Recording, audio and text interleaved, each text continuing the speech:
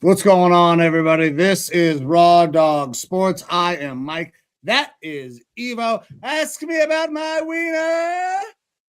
How we doing, everybody? We have got a banger episode because we've got a bunch of games to go over. We've got our off-the-hook players of the week as well. And my man, we had a pretty decent little week for our teams. I know Browns Twitter is kind of up in arms. They're not sure if we're happy or if we're fucking angry as hell that the Browns won. I know that I'm happy. So, my man, without further ado, Evo, how you doing, brother? I'm good. I'm tired. Spent all day doing at-home dad stuff, so it was great. Mother-in-law spent the night last night. She's going to get real pissed. Shit her pants last night on the couch. Oh, man. Yeah. So that was fucking awesome. Spent the day cleaning, having to figure out how to clean these new couches appropriately, mopped all the floors and yeah, all that stuff while entertaining two twin boys that are about to be turning 10 here very shortly as the new year comes along. But as producer Amber wanted to make sure that we let y'all know this is our last show of 2025, final Raw Dog Sports of this year before we jump into 2026 and the playoffs and everything good that comes with a new year. So we won't be with you until 2026. So happy New Year's in advance, everybody. Yeah, absolutely. Happy New Year's to everybody in advance. It should be a good time. There's going to be some college football on. There will also be some Stranger Things on. For those of you that partake in Stranger Things, I am one of those people. But did you review bomb?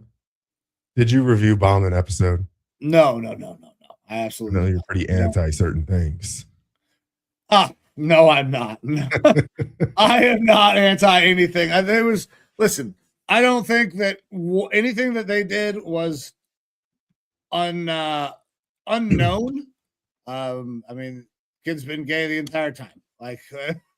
So who cares that they pointed out? Doesn't make any difference. But we're talking about Stranger Things, Mike, not Aaron Rodgers. Yeah, so that was also great. But yeah, I can't wait to talk about the Browns and Aaron Rodgers. And I don't think he's gay, though. Not that there would be anything wrong with that. However, Aaron Rodgers is just kind of a douchebag in general. So we can hate him for that. There you go.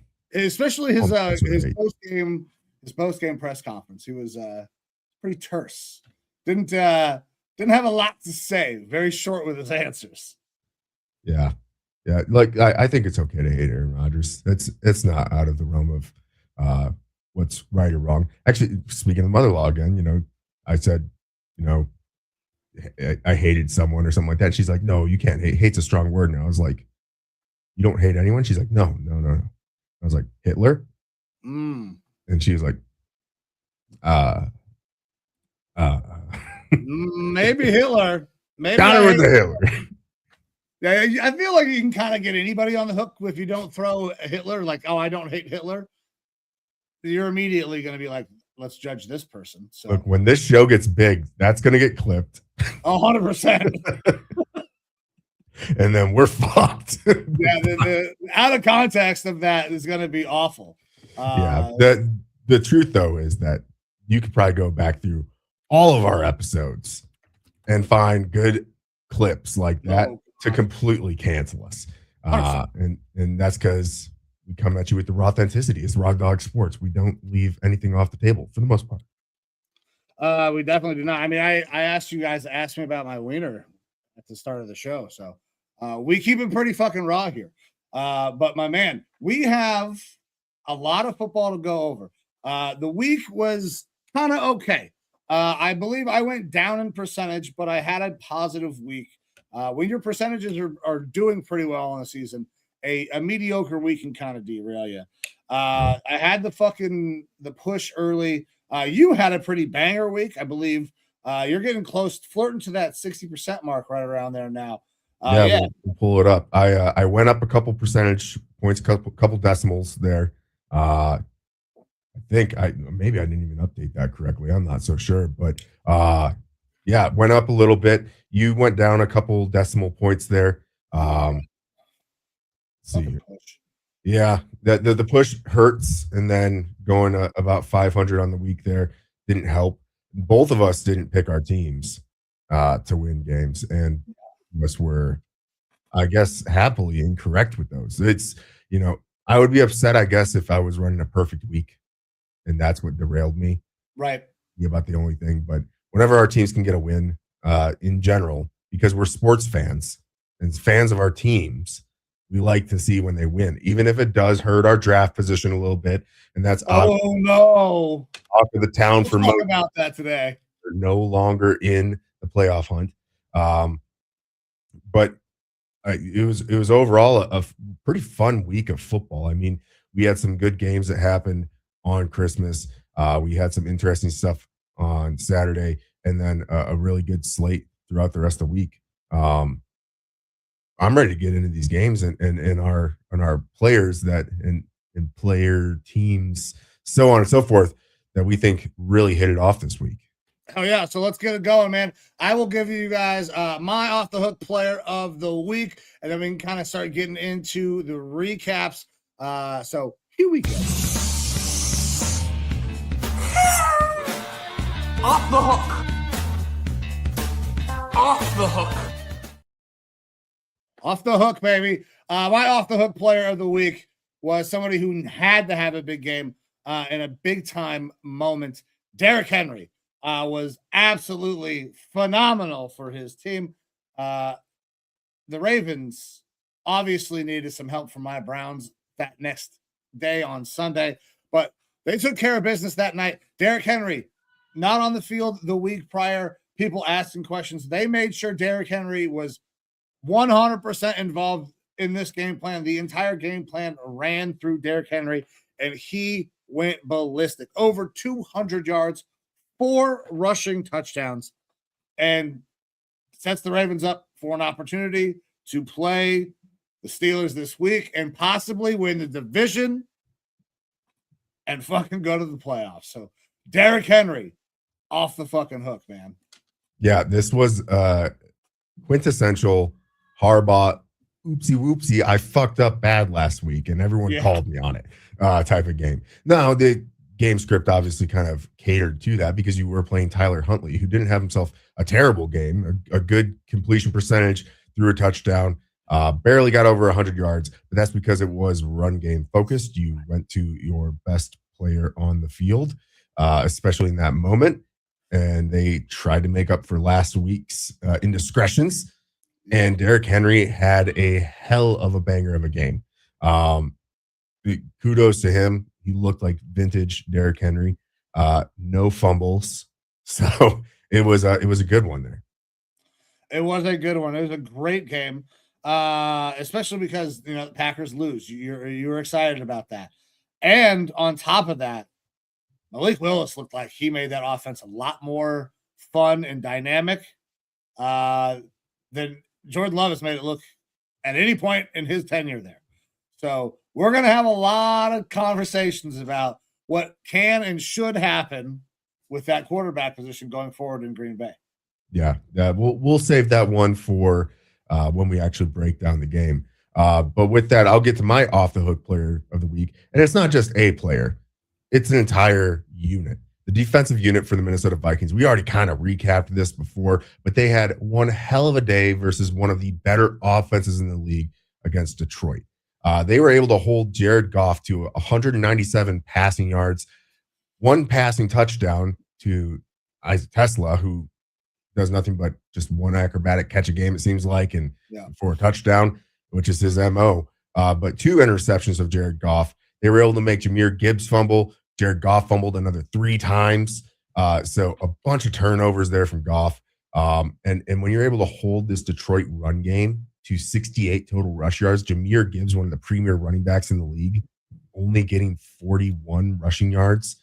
It's extremely impressive what they were able to do.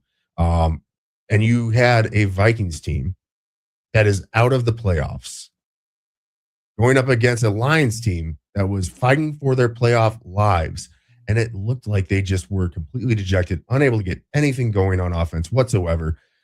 They had everything to play for, and the Vikings technically didn't, other than pride. And B-Flow got his guys out there in the most dominant fashion possibly of the season. I brought up Harrison Smith a lot in our last show. Mm-hmm. And he said in his entire tenure, that was one of, if not the most fun, dominant defensive performances that he's been a part of. And he's been a part of a bunch of really good defensive units. The way that they performed was absolutely outstanding. 5 sacks on the day as well. B-Flow is a genius, man. He's a genius. And My next head coach. I really do hope that we are able to retain him because his contract does expire after this week. They have not re-signed him yet.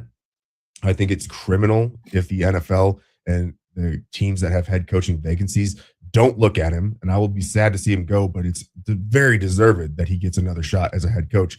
The legal litigation is what's really holding him back. And a couple of the teams that are actually going to be looking for head coaches, the Dolphins possibly, and definitely the Giants, are 2 of the teams that are named in his lawsuit. So you can't expect them to be going out there and trying to get a Brian Flores in-house.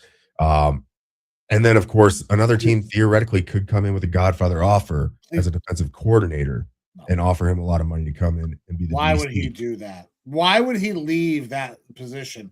Like, he's got his personnel set up, and they know that he knows what he's doing. They'll give him anything he wants up there in Minnesota to stay. So if anybody tries to take him away, they would have to pay him an astronomical amount of money. They had better pay him to stay up there because the rumor mill as of right now is that the top landing spot or top team that would be going after him for that DC slot would be the Dallas Cowboys, replacing Eberflus if they end up firing him. Jerry Jones has made it very clear and abundant he's willing to pay whatever it takes for coaches, allegedly, in order to get another Super Bowl. That offense there is very good for Dallas, and the defense, Flores has shown to be able to dramatically upgrade a defense despite the personnel being a little bit lackluster at times. He's done the same thing here in Minnesota for years. And from Brian Flores' perspective, if he does not get that head coaching opportunity, but he wants it in the future, it makes sense to go to a larger market, a team that is going to be on the media a lot more. Well, probably if you get more Jerry on primetime your games. side, Jerry will get all the other owners on your side, and you'll be a head coach again somewhere. It's very, very possible. So if he's doing it purely for like a PR move, and you know that Jerry will shell out the money for it, it could be a stepping stone to a career move back to a head coaching slot. That being said, Brian Flores did have a press conference today. He was directly asked, do you want to be here next year with the Vikings? And he didn't come out directly and say yes. He said everything but. He ended up saying, my family absolutely loves it here in Minnesota. KOC and the Vikings and the Wilfs, some of the best ownership, best coaching around. He loves the guys. He does have all of his players there. He's built something special there in Minnesota, and he doesn't want to leave. But he did say, at the end of the day, it does kind of come down to a business decision. And he's like, and I hate that it's like that, but I have to do what's best for me and my family and my future. And when he said business decision, the 2 things that came up to me was, 1, going to a franchise that has an offense that can complement him. And if he doesn't believe that the path forward on the offense, specifically around the quarterback in Minnesota, is going to lead to them getting into the playoffs and possibly to a Super Bowl, then he might want to look to go elsewhere. And that's in the short term. Mm-hmm. The other thing is money. And I've said this, I've said it on X, I've said it multiple times to multiple people. He needs to be paid by the Wilfs like a top flight head coach. I do not care what his position is on the team. He is the what makes the defense run in Minnesota. He has made them extremely good, despite personnel, despite a lot of resources going into the offense over his defense, and he still makes the best of what he has and makes them a spectacular unit. If Kevin O'Connell were to, heaven forbid, die in a car crash or something like that, Buffalo would obviously immediately take over as the head coach. He is a head coach on this team. We are lucky enough in Minnesota right now to have 2 head coaches, both of them top-tier talent. And I would hope that the Wilfs recognize that. I know KOC probably recognizes it because his first year with a lackluster defensive coordinator was terrible. Like, the defense was bad, and Buffalo coming in immediately flipped the script. And he needs to be paid like he matters that much. I agree. Jimmy Haslam should pay him like he matters that much and make him a head coach again. Because you know who's not listed in that fucking indictment or the court case? The Cleveland Browns and Jimmy Haslam. He should be a head coach, man. He's fucking phenomenal. I would love to see what he could do with the defensive personnel that the Cleveland Browns have. Like, and I don't know what would happen with Schwartz. I think Schwartz would probably be gone. Yeah. But I would be okay with having Buffalo take over and Buffalo call the defense. That's the thing is you want to put him on a team that needs less defensive supervision. Like, or more supervision on the defense. Like, your defense is already fantastic. Yeah. Like, if I'm you, I'm going more offensive minded because I need someone to fix my offense and mentor young quarterbacks, whoever it might be. You can put is becoming a very popular name around. Well, he's also a defensive guy. Yeah, I think a Kubiak could be interesting, but I mean, I still think Gruden would be a super fun choice. Listen, I want Buffalo. I will never stop saying that. But if we're gonna bring in like a fucking culture dude, offensive guy, John Gruden, shit, I would be all for it, man. And Gruden's an Ohio guy, so yeah. He would be. It would be a lot of fun. It would be a lot of fun. And now, mind you, the teams that he does, Flo has named in his lawsuit: the Giants, the Dolphins, the Houston Texans, both for firing him because he wasn't willing to tank. A guy just wants to fucking win, which is what you want as a head coach, and because of possible racial profiling through their hiring processes. So, you know, that's look, he's such a good coach. I know that his time in Minnesota is short. I want it to last as long as possible. It should be. Somebody has got to make this man a head coach. He deserves it. He's one of the best coaches in the entire NFL. Yeah, absolutely.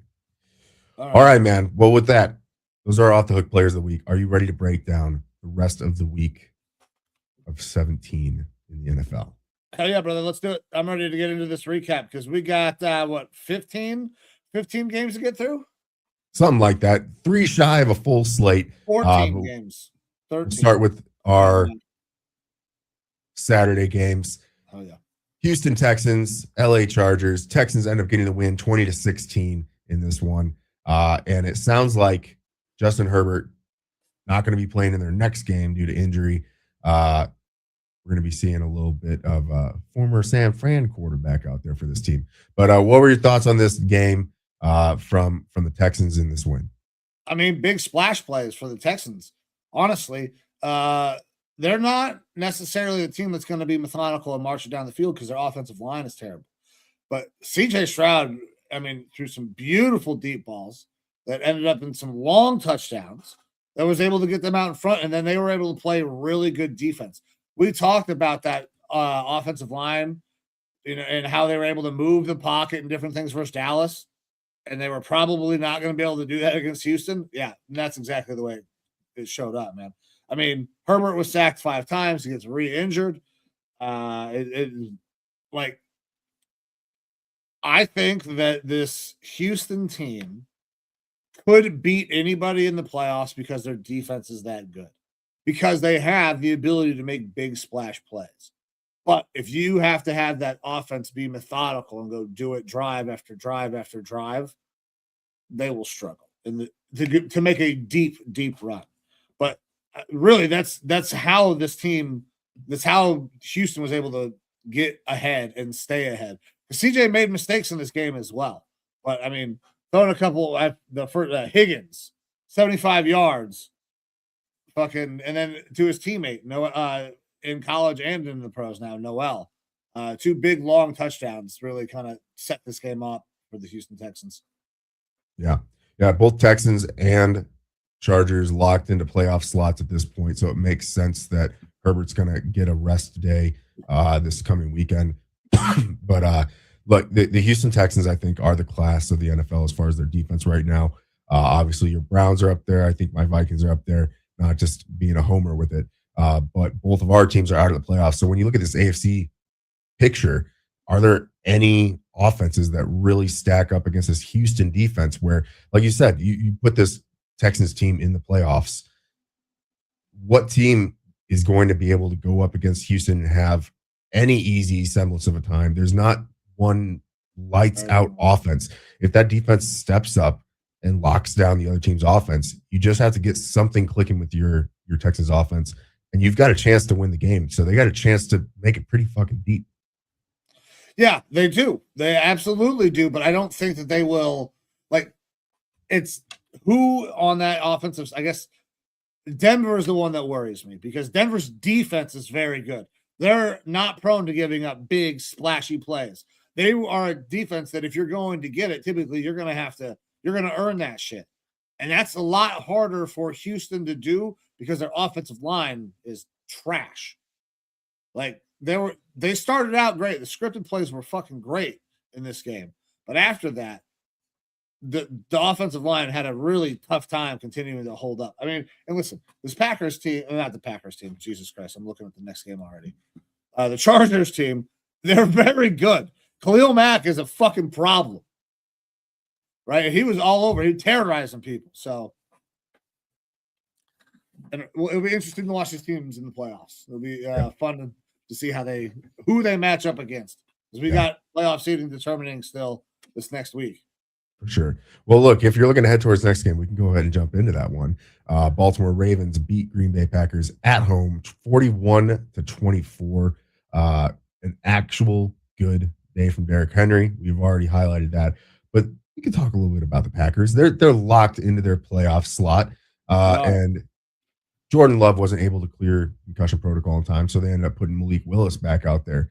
And he had himself a pretty damn good day before going out with a re-aggravated shoulder injury, leaving him as a question mark for Week 18 versus my Vikings, whether or not they even should play him. It might be a Clayton Tune run offense for this Packers in Week 18, where they already have said we're probably sitting most of our starters. It's a solid day from Tyler Huntley. Really fucking good day from Derrick Henry. And this Packers team has some questions around the quarterback spot that isn't just coming from us here at Raw Dog Sports. It is being talked about a little bit more, at least around the league, as, hey, Malik Willis, another one of these quarterbacks that goes to a bad situation, looks like ass, but after he gets some time under his belt, some tutelage, gets this chance to play and actually looks pretty fucking good when he does that. And now he's going to be a free agent next year. And so he might be one of the most sought after quarterbacks in the free agent market. But you already have Jordan Love there with Green Bay. There's no need for Green Bay to try to re-sign him, right? Wrong, because they should keep Malik in house. Malik makes that offense better. And what they should do is try to trade Jordan Love, because some idiot, the New York Jets, for sure, will trade at least 2 first-round picks for Jordan Love. Somebody will give up 2 first-round picks for Jordan Love. They should re-sign Malik because they can get him at a much cheaper contract than they got Jordan Love right now. I think that his contract will be like in between Daniel Jones and Sam Darnold. But based off the way that he's played and the desperation of the quarterback market, with it not being a great quarterback draft and not a whole lot of free agents out there, you can probably sign a Malik Willis for somewhere because Daniel Jones got 15 mil a year for the 1 year. You probably can bring in Malik Willis around 18 to 20 with incentives for a couple years. He probably wants it to be a short-term contract so he can go out there and prove himself and earn a big contract after that. And you know, your thought process of trading Jordan Love, we've talked a little bit about the quarterbacks in this draft class. Fernando Mendoza and Dante Moore are the two names. Mendoza most assuredly is going to come out. And I like Dante Moore a lot, but there's a lot of reasons for him to stay there at Oregon. Not a lot of time playing. He's only had 18 fucking starts. And depending on how the college football playoff goes, he either might be forced into like your time should strike now, or, you know, to get into the draft and be a high draft pick, or you go into next year's draft class that is going to be much more loaded with talent. You might end up, you know, having a worse year there at Oregon, new offensive coordinator again. You'll have a lot of Nike money in your pocket, but you might drop down the draft board to a less than advantageous spot. And so one of the Raiders or the Jets is going to take a quarterback, and the other one is possibly going to be left looking for another replacement. And so, yeah, you could fleece someone as much as possible for Jordan Love.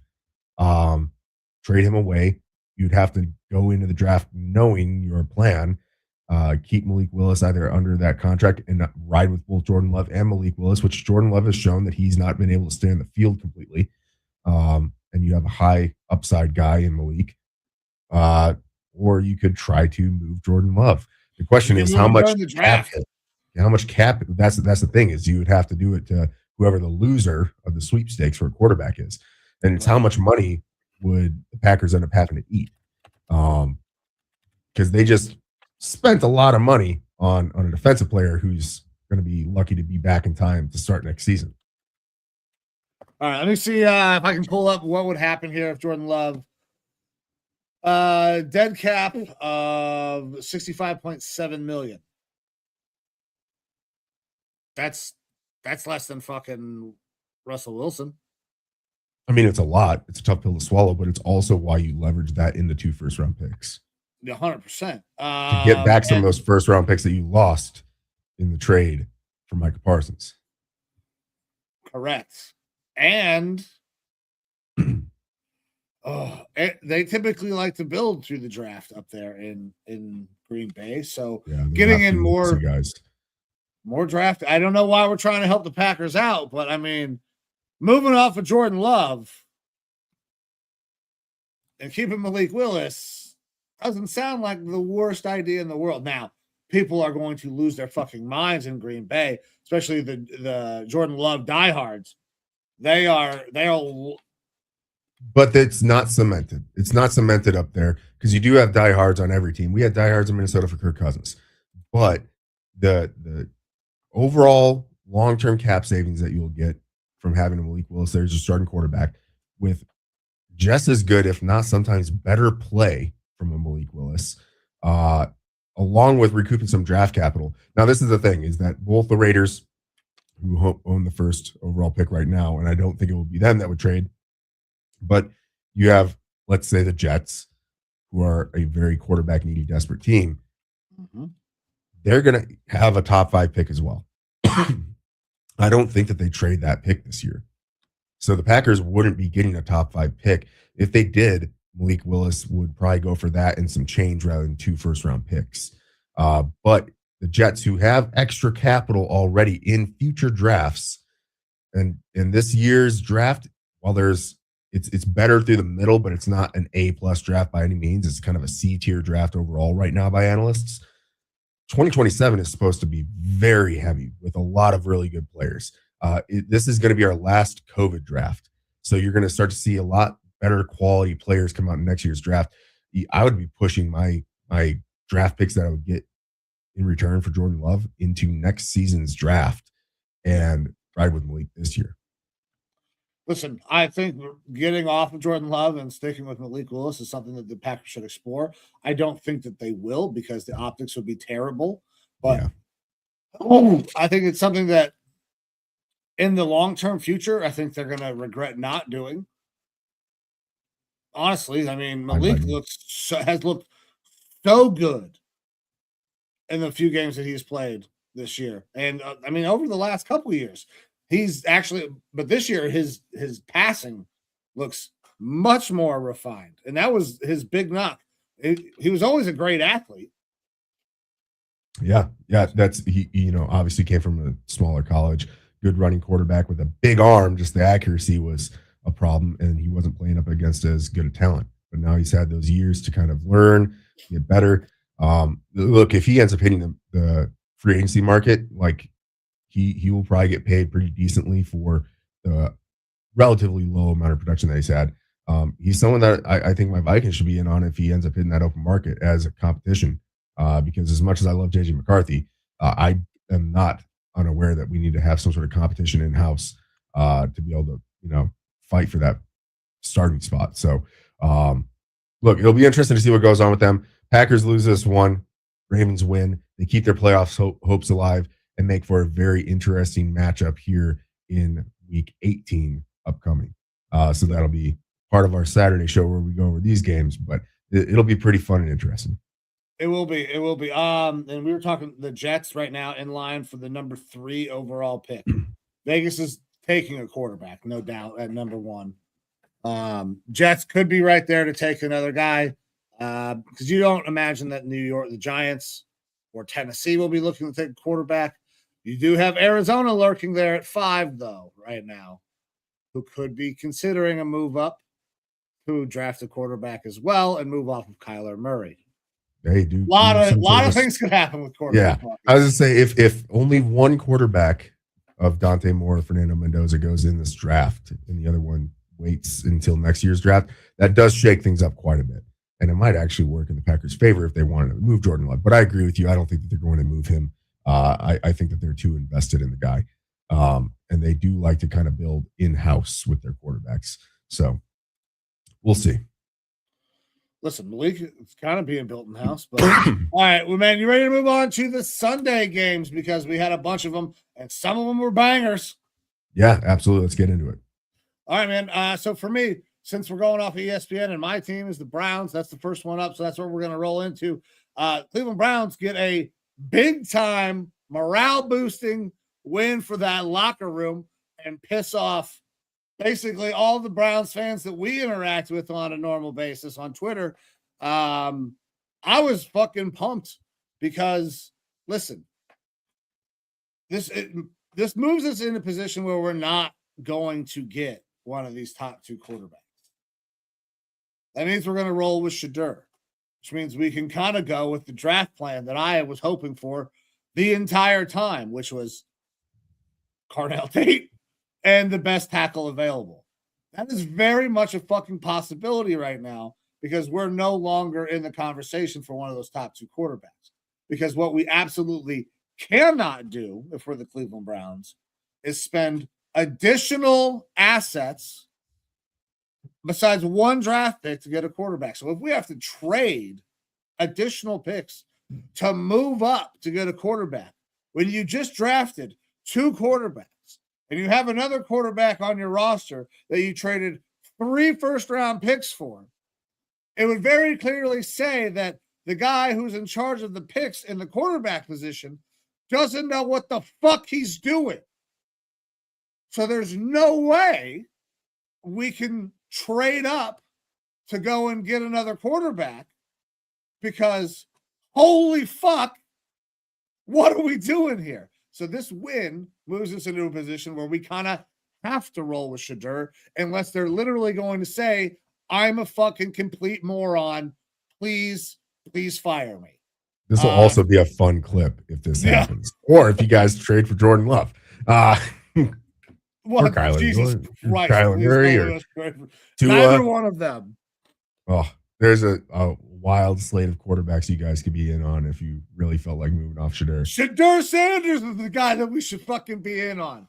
So let's talk about this game because honestly, it felt very weird watching it. We should have lost this game, I feel like, because we started out great. The beginning of the game was fantastic. Shedeur looked really good all the way up until Harold Fannin went out of the game. Then things got a lot fucking tougher because that's his favorite target. That's his best target as well. Harold Fannin is easily the best pass catcher on this team, regardless of position. And it's not, he's also probably the best route runner on the team, regardless of position. So him going out hurts, right? And that's when we see the decline in Shedeur's play start to happen. But like he played really well early, cutting the ball through the wind at times. Now the wind was fucking brutal. You could see that the wind was pushing the ball all around. So the fact that we were throwing and it was still halfway successful was pretty goddamn impressive. Now, the first interception on Shedeur, not really his fault, a little bit his fault. You want him to feel the pressure quicker to be able to know it's coming. But, I mean, left tackle basically olays him, and he gets hit. As he's getting hit, the ball is coming out, changes trajectory of ball. He yeets it into the back of motherfucker's head. Ball goes in the air, and at that point, this is the NFL. That shit's getting picked off. If it goes off of somebody's helmet and goes sky high up in the air, somebody other than your team is coming down with that motherfucker. It's like it's a law of nature. Tips and overthrows, baby. Defense has got to get those. They're going to get those. So that was bad. Now, the other interception that he threw was fucking terrible. I don't know what the fuck he thought he was doing. I don't know what Jerry Jeudy thought the fuck he was doing, raising his hand like, hey, throw it to me. Nobody was open. It was a two-man route, and they only brought 4 fucking guys. There was nobody open. So that's a player you got to learn as a rookie. We just got to eat this motherfucker. Let me roll the pocket real quick and yeet this shit out of bounds so we can reset because there was nothing positive going to come from that play. So good things from Shedeur, but also some really bad negatives. The Browns overall, their defense played phenomenal. It also looked like the Pittsburgh Steelers were not concerned with playing offense. And the broadcast talked about it. They were way more concerned with Myles Garrett not getting that fucking record. Like everything that they did was intentional towards or away from like Myles Garrett. The beginning of the game, Myles Garrett fucked up their whole game plan because they flipped them sides to start the game. Threw everything off, 3 straight runs. They were going to run it 3 times away from Myles Garrett to start the game. Instead, they ran it 3 times at Myles Garrett, and it didn't fucking work out. So it was an interesting non-game plan from the Steelers that allowed the Browns to get a big morale-boosting win. Shedeur played okay at times, like pretty good at times, and really bad at times. You hate seeing the injuries, but you know what? This is a morale booster for these guys. There is something that can be built upon, I think, with this team. We can play good defense, and Shedeur has quality, but he still needs time to grow and learn. He's a fucking rookie he's not even close to making a full season's worth of starts. This is the same thing as the JJ McCarthy thing. This, like, we see it all the time. We've talked about it a lot on the show recently. Fucking teams fail their young quarterbacks a lot faster than the young quarterbacks fail their teams typically. There's a guy that I think that we can build around, and this win sets it up where we kind of fucking have to, and I'm pumped about that. What do you got? I'm sorry I kind of got on my soapbox and went on a tirade there about the Browns. Producer Amber, I'm sure, is going to love clipping through all that shit, but yeah, no, look, I agree. Like, statistically, you look at this game, and it wasn't fantastic for either side. But the eye test in watching it, one, the weather was obviously a huge playing field leveler for both squads. It was an embarrassment for the Steelers, who basically could have locked up their division. But the eye test matters where stats don't tell the full story. Shedeur looked all the part of an NFL starting quarterback at multiple points in that game. And he also looked every part of a rookie quarterback in parts of that game. A guy who wasn't getting first-team reps through a lot of the year, a guy who didn't have a full offseason as the starter there. He's about to get that. So it's only going to get better Like, you don't see guys necessarily stagnate. He's going to get better with maturity in the league and more tutelage and good coaching from hopefully a new offensive-minded coach. But the eye test, I thought he looked all right. Obviously, he made fucking mistakes, but it's enough that you can say, okay, we don't have to go into this draft focused on getting a quarterback. We can work with this and see how it turns out next year and then pivot if we need to. Also, Raheem Rocket Sanders. I thought he had a really good game, and you look at the stat line, and it was nothing special at all. But he looked a lot better than what the stats would show. Your guys on defense did their damn job. It was unfortunate that Myles couldn't get that record going up against Aaron Rodgers. I would have loved to see that. But look, you guys have a good defense. You have an offense that has the semblance of some pieces. If you are able to fix the trenches and get some more weapons there, that focus in this offseason, especially through the draft, will pay dividends. You guys can win games now that you have a quarterback that is more competent than anyone that's been there recently. And that's a little bit disparaging to guys like Joe Flacco, who obviously we know can go out there and play ball, but he is like 40 fucking years old, man. Playing behind a ragtag offensive line without great weapons. So you start to fix those couple things. I think it's, people want immediate gratification. We've seen that in recent years from quarterbacks. Drake Maye, Caleb Williams now this year. And there were still questions on him last year. We didn't see immediate gratification with Drake Maye. We had to wait a whole year for gratification with Drake Maye. Because guess what? He was not spectacular last year. People were like, man, I don't know. There were flashes, but he's kind of a gunslinger. Can he rein it in? And then this year, obviously, fucking 70+% completion percentage. He reined it in. But it wasn't immediate. Josh Allen wasn't immediate. Like, there are very few times where a guy comes in and it's immediate success. Honestly, you don't have Jaden Daniels. You don't have Jaden Daniels every year. Justin Herbert stepped in really early and looked really fucking good. Ben Roethlisberger, things like that. Like, those guys don't just grow on trees. People want immediate satisfaction and gratification from their quarterbacks because it is the most important position on the field. And when you pay high draft capital for the guy, you want them to produce right away. But that's just not how the NFL works. There is a learning curve. And to beat that learning curve very early on is a rarity. So you have to give a guy time to mature, develop, get used to the league. And I think you can do that with Shedeur from what I've seen on the eye test. So I know Browns fans want a quarterback. They want it to happen quick. You got to wait sometimes for good things to happen. It could happen next year, guys. It could literally happen next year with Shedeur. We just have to fucking let it happen.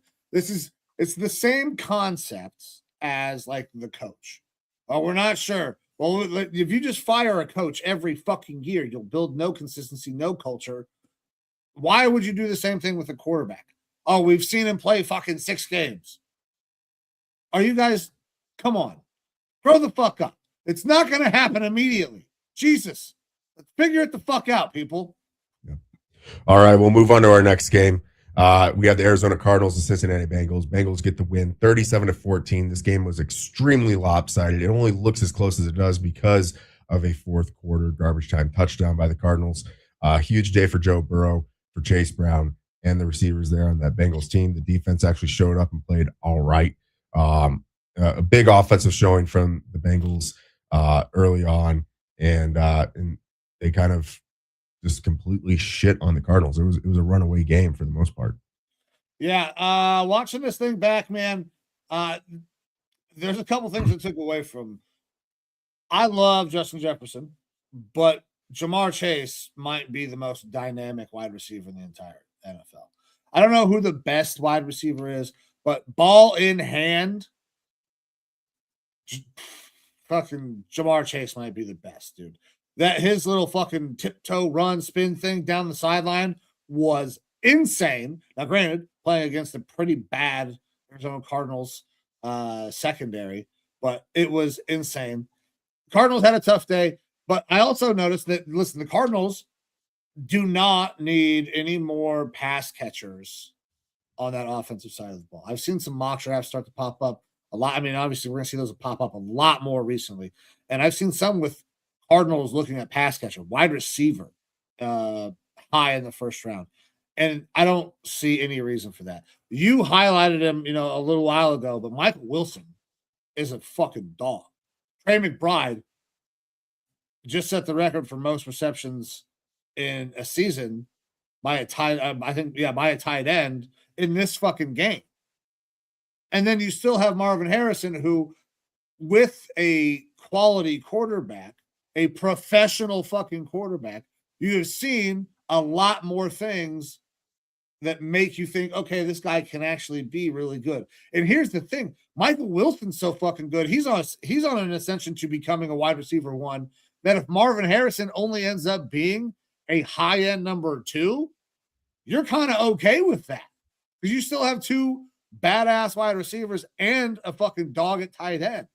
So they don't need pass catchers. They need to address that defense, the offensive line, and quarterback. There's another team that I think could be looking to maybe move up, draft quarterback, and move off of Kyler Murray. They're not necessarily afraid to do that. They've done it before when they brought Kyler Murray in. It's not working. We've seen that the offense can be much more efficient when Kyler is not the quarterback. And listen, we saw at times that the offense looked really good in this game. Granted, it came later in the game, but the Bengals, they're a way better team than the Cardinals or in this one. The offense was hitting on all cylinders, man. Yeah, look, I think that Cardinals offense makes a lot more sense in general. Look, Brissett's going to be there next year, and so you know that you can ride with him even if Kyler is still on the roster. Yeah, they need some fixing on the offensive line. Yes, they need help on defense, but the running game, unless you think Connor's going to come back and be good, you get a good running back in there, and things start to become a lot more balanced, make a lot more sense, and they'll have a lot more teeth to that team in general. They do have some searching to do to figure out what they're going to do going forward, though. But with that, we can move on to our next game. Saints and Titans. Saints get the win 34-26. This one was very close coming down to the end, but the Saints were able to pull ahead. Another good game from Tyler Shough, and he is now square in the conversation, probably rightfully so, for Offensive Rookie of the Year. Initially looked like a guy like a Mcbride who fell off after week 8 and has been a ghost. And then you have Shough come in, and he has performed like a starting quarterback. He has done really good things on the Saints team. You were talking about this earlier when you were recapping the game, watching the games. Kellen Moore has really done a bang-up job. I did not expect much from Kellen Moore. I expected him to be the fall guy in New Orleans, which was a little bit of a waste, but like he's done so much better with this team than I ever expected him to do, given the lack of quality talent on there. And he's made Tyler Shough into what looks to be at least an average starting NFL quarterback. Really good for a guy who was drafted where he was drafted and without having a whole lot of weapons around him. Yeah, listen, Shough balled in this game. I can't knock him at all. He put the ball exactly where it needed to be. There were times where things didn't go great. Obviously, sack fumble gives that he loses in this game is tough. But he made really, really good throws. At the same time, it's so fucking easy for him to make these throws because Kellen Moore has drawn up some beautiful fucking shit, dude. And he calls a beautiful game. Like he builds off of one play looks like another play looks like another. Very like Kyle Shanahan building off of one thing into another. It's not just let's try this play because I think they might do this. Like there's a rhyme and reason, and like it's so good his game calling. There were several times like Shough's throwing to dudes that are just running wide fucking open. And granted, they're going against the Titans, which all the knocks on Shedeur when he played the Titans were, well, it's the Titans, he should be able to do that. All of these things. So we also have to either have that grain of salt with Tyler Shough, or we don't have that grain of salt with Shedeur Sanders. Because the Titans were playing fairly well, and then some crazy shit happened in this game. One of the most insane strip sacks, probably one of the best strip sacks I've ever seen happen in this game. Chase Young running the loop, chases Cam Ward down from the backside, just takes the fucking football right out of his hand, and then he's a horse and just takes off into the end zone. It was a good game to watch, man. Like, I didn't think this was going to be much fun, but this was one of the more fun games to watch back because Cam Ward's also insane. I saw the one thing, like, Cam Ward is just Will Levis, but things work out. Yeah. And that's very much true, dude. Like, I was going to say that anecdote, decision making is wild. Yeah, that anecdote was awesome. And it makes sense. Like, they're very similar quarterbacks, except for all the shit that Will Levis tried to do just went bad, and it goes good for Cam Ward. Yeah. The other anecdote that I heard was that their receiving group there reminds people of, like, the Green Bay Packers. It's like a whole lot of number 2 and number 3 receivers. No one really stands out, but, like, if you get good enough quarterback play where they spread the ball around, like, you're not going to have anyone that necessarily stands out. I mean, you get guys like Chimere DK, who I love during the draft process, and obviously he's got the most, I believe, all-purpose yards in a season, at least by a rookie this year, because he's a phenomenal receiver as well. But you're getting guys like Chigakonkwo at tight end. Dude, his fucking run, his touchdown was incredible. Yeah, like, none of these guys are like, ooh, I need to get them on my fantasy team or something like that. No, because the ball gets spread around all these different names that are not household names. Alec Iman, who was in the draft as well this year. Like, a lot of guys that are number 2s, number 3s, but you have a plethora of them, and you just have to have the ability to get that ball out to them. Like, this team is still a year to 2 years away from really being competitive. They've shown that they can be a little bit better towards the end of the year, but they have so many holes to fill that, you know, if they're able to maintain kind of what they have, they can try to get that model of what the Packers have, where it's like, get your defense figured out, solid run game, and then just spread the ball around and death by 1,000 cuts. Yeah. All right. You got anything else on that game, brother? No, ready to move on. All right, man. Taking us now to Indianapolis, where the Colts lose to the Jags 23-17. And Trevor Lawrence kind of had to fall back down to earth. Jags get the win, but Trevor Lawrence did not ball out. I did say to you while I was watching this game back that they have just an insane amount of skill position talent when they're healthy. Travis Hunter, Brian Thomas Jr., fucking Travis Etienne. You got Jacoby Myers, who just got there. Like, they have dudes. They have a bunch of skill position guys. If they can protect, play defense, this team could be really good. They're a problem. Now, even right now, even this year, they can hold up in a game and play some fucking defense. Like, we've seen them go and ball out. They could potentially end up being the number 1 overall seed still. I think that's still on the table for them, which is fucking crazy because they're the Jacksonville Jaguars. Not a good game by Trevor Lawrence, but they did do enough to get it done. And I love Phillip Rivers. I love everything about what he did, what he stood for, coming back and doing this. But Uncle Phil was throwing medicine balls out there, man. It's tough. Like, watching him try to get the ball out sometimes is like, oh, that one hurt. Yeah, I can see the arthritis in the elbow on that one. And Rivers is going to be fading back into retirement. Riley Leonard getting the start in week 18, which makes sense. You know, things are done. No need to trot him back out there. Go ahead and give Riley Leonard a chance of getting some snaps and see what you got in the guy. Unfortunate end, essentially, to the Colts season, but we kind of saw where that was going after the injury bug got to them, specifically with Daniel Jones.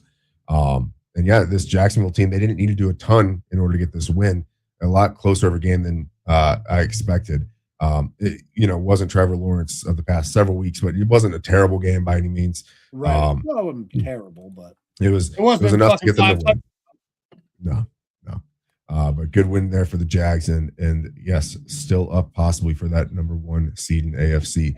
Next up, we have the Buccaneers and the Dolphins, a Florida battle. Dolphins end up getting the win here. Embarrassing for the Bucs, but they're not out of it. Bucs aren't out of it. Dolphins. They need help still now. They need to do their part, and they need help. Yeah, they gotta win, and they'll need help from the Falcons, which is not a team that I necessarily want to ask them for a lot of help from. We'll talk about them to wrap up the show, though. This was kind of a Quinn Ewers coming out game, right? Like, he looked really good, but I thought he looked like ass. He was throwing to wide open guys when he was making good plays. Like, so design really helped out Quinn Ewers. Jalen Waddle had a fucking game to forget. He was barely even there. Yeah, he got injured really early on. Look, I thought Ewers looked like ass. He threw for 172 yards and 2 touchdowns, and that's all great. But I mean, did you watch his throwing motion? He's got this kind of sidearm flick of the wrist type thing. He's got inaccuracy. Uncle Phil's fucking release, and he can get the ball down the field, but on any other given day, like this Bucs team has just looked like shit for weeks now. Injuries have really terrorized them. Baker does not look like Baker, like we saw in the beginning of the year. And you put Quinn Ewers up against a more competent defense, and the Olay bullshit throws aren't going to work out. It's enough that you can get by with him as a backup quarterback, and I think that's good that they know that now. Like, this is a guy that we're going to have for several years on this team, and we can know we got a backup quarterback situation figured out. But beyond that, like, I didn't think that it was anything good. We can call it a coming out game for, hey, you are indeed a backup. Hey, he threw to wide open guys, and they caught it, and they scored touchdowns. Yeah, they did. But yeah, it was kind of a ho-hum game. Otherwise, the Dolphins were still able to get that win because the defense stepped up a little bit. 2 interceptions on Baker, and a lost fumble by Baker. Not his best day. It is a sad moment for the Bucs because the Bucs looked like a really good team. I thought they were going to be fucking very good in the NFC this year. And this might come down to the end of the time for Todd Bowles. Talking to a Bucs fan earlier this week at work, he's like, I've been calling for Bowles to be fired for a while. Wish the Arians had never gone away. And a lot of Bucs fans coming out saying like, oh yeah, we thought Bowles should have been gone and Liam Cohen should have been promoted. And it's easy to say now when you see what Liam Cohen's doing there in Jacksonville. Right. But it could spell the end of Todd Bowles' time in Tampa Bay, which would just add to another growing market of head coach needy teams this offseason. Well, I have a lot of questions about why the Bucs are the way that they are. Baker is hurt, right? Like, he's been banged up, the off shoulder, the non-throwing shoulder. He threw it 44 times. They only ran the ball 16 times, and 3 of those were fucking Baker Mayfield. They only ended up losing this game by 3 points. Why did they not run the fucking ball more? What are they doing on offense? Like, I get it. Baker is supposed to be your guy. You have a bunch of offensive passing weapons that you would like to get involved. Jalen McMillan had a huge game. Kind of took over that role that Emeka Egbuka was having. But if you don't run the ball at all, it's going to be really hard for your team to continually, to be consistent scoring. You want to control the game a little bit. Run the fucking ball. They should have been able to beat the Dolphins. When I took the Dolphins plus 5.5, I thought that they would lose. I didn't think that they'd win the fucking game by 3, let alone, that didn't make any sense. I don't understand why the Bucs didn't run the fucking ball, even watching it back. Achane had a really good day. The Bucs also cannot fucking tackle to save their goddamn lives, dude. So many missed tackles. Some of that's on Achane, but Also, the Bucs were just really bad because they couldn't tackle anybody. Yeah, I think that's a big thing. A big question to ask is if Bowles stays, are they going to make a switch at least at offensive coordinator? I don't think that they've been making good decisions on that side of the ball. You have Bucky Irving back, and you are not playing him enough, especially in the spots that he's good. I mean, Sean Tucker, I like. Rashad White has a role, but Bucky Irving's your guy. He's explosive on that offense, and it seems like they've shied away from using him ever since he's come back from injury, which I don't think is a good choice. And they shied away from the run. You can't bat 1,000 on offensive coordinators there. I mean, Byron Leftwich did good things while he was there with Brady, and now obviously he's an assistant there with the Colorado Buffaloes. Liam Cohen, we've seen what happened with him. Dave Canales before that, who's starting to turn that Panthers team around. And obviously the guy in there now, I don't think is doing any favors for that offense. So the injury bug, a defense that is kind of leaky, a lot of questions there. Will be interesting offseason for this Bucs, though their season might not be done. They might be able to get into the playoffs still. We'll see. Even if they get in, they're going to get bounced in the first round. Let's move on to the next one. A team that is going nowhere versus a team that is going potentially very deep in the playoffs. Patriots get a huge win, 42-10 over the Jets. Jets never had a shot. They were never in this game. Drake Maye balled, 5 touchdowns. Patriots really good. Jets really bad. I don't have a lot else to say about this game because it happened very quickly. Like the first half of this game, you could be like, oh, actually the first quarter, you'd be like, okay, got it. Game's over. Yeah, by halftime, it was over. I mean, 14 points in the first quarter, 21 in the second quarter. It was pretty well out of reach for the Jets. Look, love the Patriots, love what they've done this year, love the coaching and quarterback combo there. They have only won one game versus a team that has a record over 500. They have one of the easiest strength of schedules of the entire year. They're beating the shit out of these teams, though. Yeah, they're going to go to the playoffs, and it'll be interesting to see if that schedule really was the reason why they are as good as they are. I mean, we brought it up pretty early in the season that we thought they were going to go double digits, and here we are. They're one of the top teams in the AFC. The only other big storyline from this comes surrounding Stephon Diggs. It shouldn't affect him this year, but he has assault charges brought up against him that kind of broke today from a former personal chef, apparently arguing about pay. He was supposed to pay her weekly and started paying her monthly, went a month without pay. And she claims that he went into her room and slapped her around a little bit and might have choked her. Choked her out. Oh. I don't know. Strangulation charge, I believe, is what it was. Yeah. So something to watch for next year. Look, this was probably short-lived with Stephon Diggs on the Patriots as is. It shouldn't affect him going into the playoffs as far as his ability to be active on game day. And we're still waiting to hear the response from Cardi B. So, I mean, fucking burnt my eggs, man. Fucking Stephon gonna have to fucking choke a bitch? No, we shouldn't make light of this. That's true. We should not. That's terrible. I don't know what happened. I have no idea what happened. Strangulation is bad. Let's not joke. This is the thing, is that it is a he said, she said situation. She said that she had some redness on her chest, I believe, but did not take pictures, did not report it at the time that it happened because of his high profile nature. It's could be another situation of attempted extortion, or it could be another NFL player assaulting a woman. We don't know.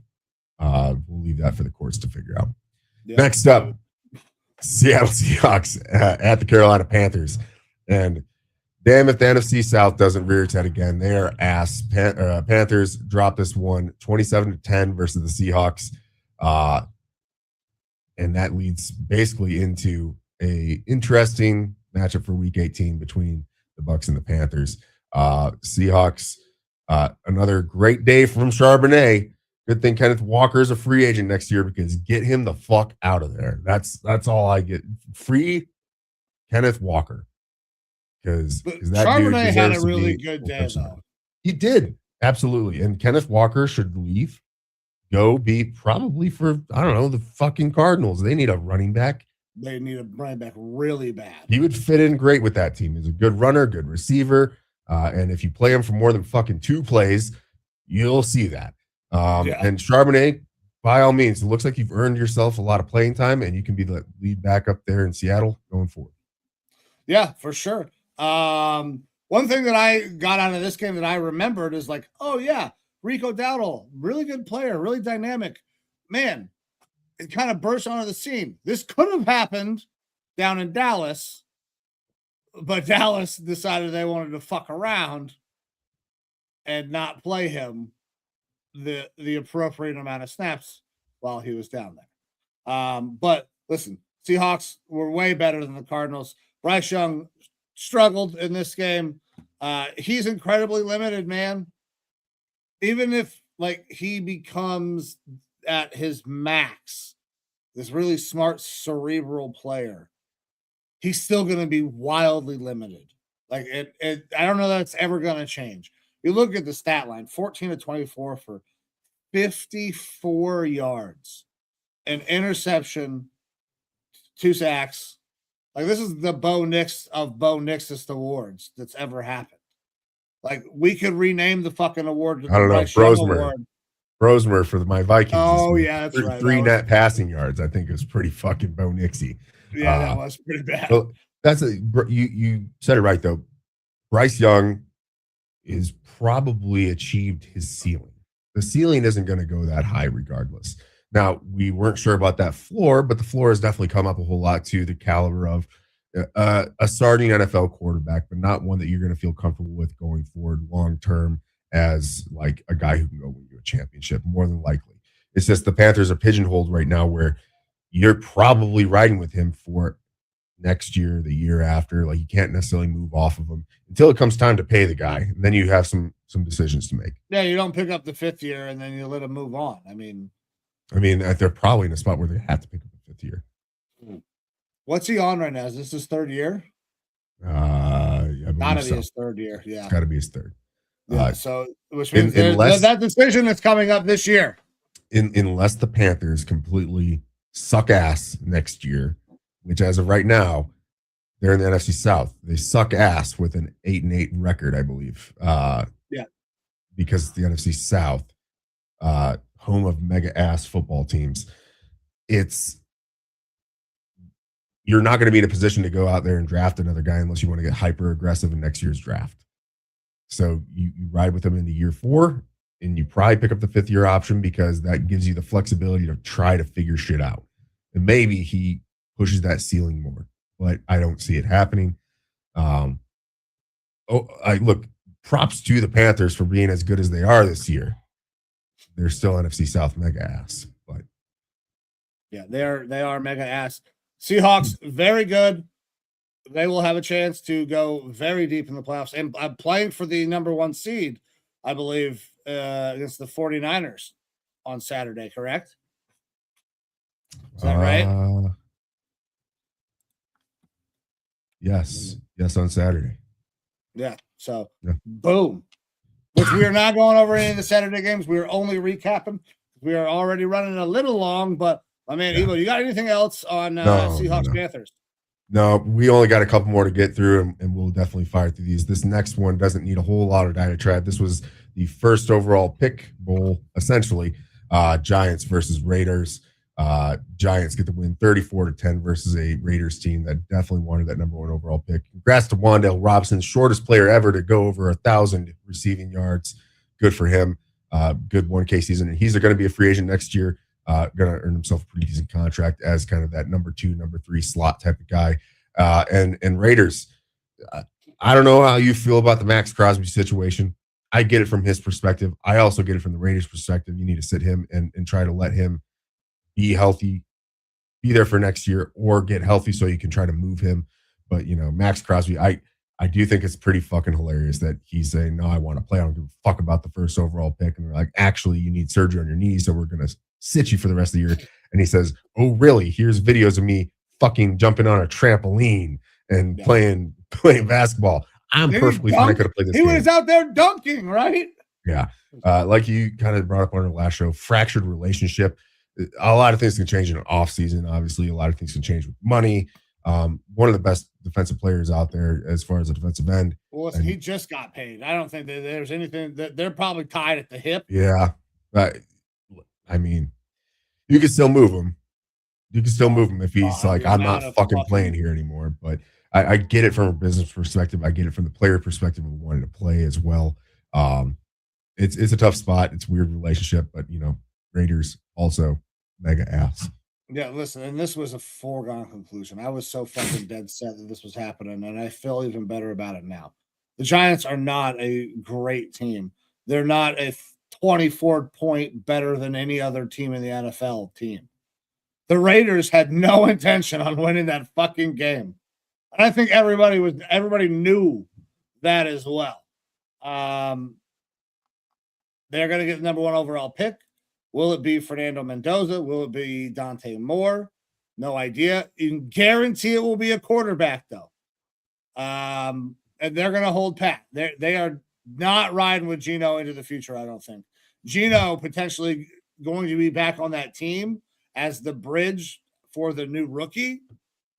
But they are drafting quarterback for sure. So Raiders fans, start doing a deep dive. Mendoza or Moore. I can tell you I like Moore better, a higher ceiling player, but the floor is lower right now because he has not played a lot of football. Yeah, I brought this up to you. I'm really sold on Moore. I do think that he needs more time, and more reps and everything. He's a perfect candidate to sit for at least half a year. Unfortunately, you go to one of these teams drafting that high, you're probably Arizona, he can sit behind Jacoby Brissett. Yeah, but he looks like a lighter version of a Herbert or Maye to me with some of the stuff that he does. I think that he's going to be a really fun prospect. But with that, we can move on to our next game. Philadelphia Eagles and Buffalo Bills. Eagles end up getting the win 13-12. Weird little scoregami type of score there. A pedestrian day from Josh Allen, a lot of passing yards, but nothing much else to write about. And James Cook was held to 74 yards, which is one of the big things that we've been saying with this Bills team. If you were able to kind of shut down James Cook, get him out of the end zone, keep him less than 100 yards, it really starts to stymie that Bills team. Eagles able to get the win here without having to do a whole lot of anything special. Yeah, this game was kind of boring. Weather really played hell on this game as well. The entire fucking Northeast was just fucking ravaged by wind and rain and snow. And there's actually, I don't remember the name of it. There's some shit that happened to Lake Erie where on the East Coast over in Buffalo, the water level raised 13 and a half fucking feet on Lake Erie and went down like 7.5 feet on the other side by Toledo. Like, that's how bad the fucking weather and the winds were on like Sunday going into Monday. So the weather was fucking brutal out there in Buffalo. I thought the Bills would get a win. I did not take into account how bad the weather would be up there as well. Because I thought about that here in Cleveland. I did not realize that was also going to be going on in fucking Buffalo. But, man, that for sure played a role. Jalen Hurts gets it done. Eagles get a win. They're in a good position heading into the playoffs. I think, is their playoff seating locked in? I think it's pretty close if it's not. I don't think they're playing for much more. Philly is clinched their division. That's about it. Okay. They're 11-5, tied with the Bears, which is going to be one of our next teams that we talk about as far as their record. These games going into next week. So I mean, but they can't get the 2 seed because they lost the tiebreaker to the Bears. Well, if the Bears lose and Eagles win, then they would win by record. Oh yeah, there you go. Yeah. So I guess they're still playing for some sort of seeding going into this last week. Bills are obviously they're playing for a little bit of seeding as well, but I think you'll see both of these teams rest. Decent game, but really weather really kind of fucked this one if you were hoping for, points like we saw in the other game that night.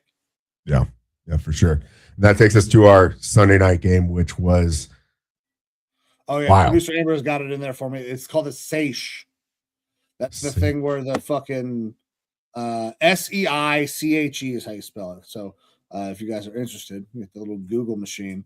Apparently, the wind can blow a whole fucking lake over to one side. Very interesting. Yeah. Look, where else do you get these fun weather terminology things on Raw Dog Sports? Fucking Raw Dog Sports, baby. That's in the Weather Channel. All right. Sunday night game, a wild one versus the Bears and 49ers. 49ers end up getting the win 42-38. A lot of fucking scoring, obviously, in this one. Weather wasn't a factor there. And it was just offensive firepower, no defense, it seemed like, from either side, because lots and lots of scoring. Truly felt like one of those games. Last team to have the ball was the one that was going to win. Christian McCaffrey had a phenomenal night, 140 yards on the ground. Back was fucked up. They're hitting him with the Theragun. Things looked awkward with it. They let Brian Robinson out there for one run. They'd be like, oh, you just ran for 7 yards. Christian, get your fucking ass back in there because we're going to keep running your ass into the ground. Big day for the 49ers. And Caleb Williams wasn't able to get it done there on that final drive. Missed a wide open receiver, I believe. But they still were able to put up a lot of points in this game. Showed they got some offensive firepower. Ben Johnson has done a lot of good things with this Bears team. It's not a good game if you wanted to see some defense, but a lot of fun if you like to see scoring.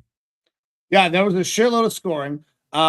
This was another one that was fun as shit because I went and watched the whole thing again because I did not make it all the way through. Didn't make it to the end of this one. Had to go back. And it's fucking awesome, man. Caleb played great. We have, had some. We've been critical of Caleb at times, but he was really fucking good in this game, man. And he's got a big, big fucking arm. They have a shitload of offensive firepower as well. DJ Moore is not needed on that team. He could be traded and they could go out and add additional assets in other places. And I think he will be this offseason. His contract works for him being traded this offseason. Yeah, they brought in Luther Burden. They got fucking Colson Loveland. Cole Kmet's still there.